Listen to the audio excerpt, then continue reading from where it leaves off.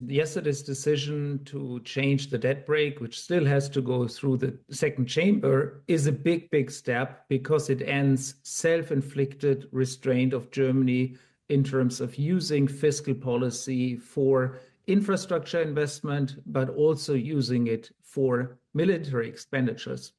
What is missing at the moment, and that's where I think the future chancellor was quite clear, is actually the European lack of it. So there's a big German investment push, a big German push into security.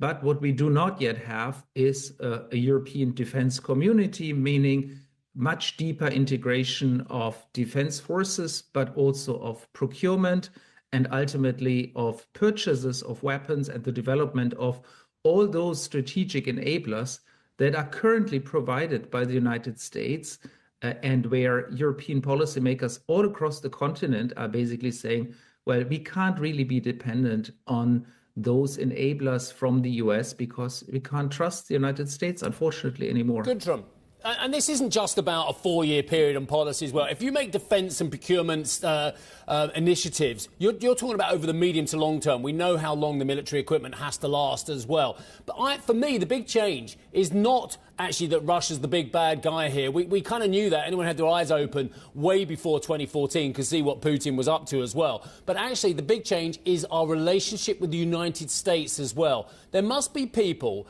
in the United States who are terrified, but they won't say anything to the president, terrified about what this means for their sales of equipment, whether it be industrial, whether it be defence, whatever it may well be, to Europe going forward.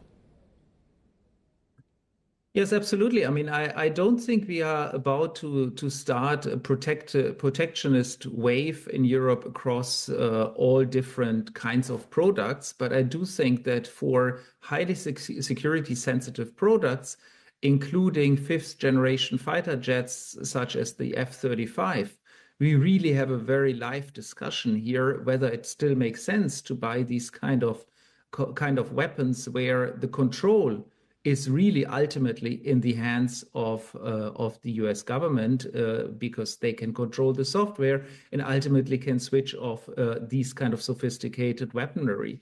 So I think there will be a big change here, and the thing we have to figure out in Europe is how quickly can we develop new weapon systems, new modern weapon systems, and how quickly can they be used. The last 20, 30 years were characterized by very long development cycles for top-notch weapons.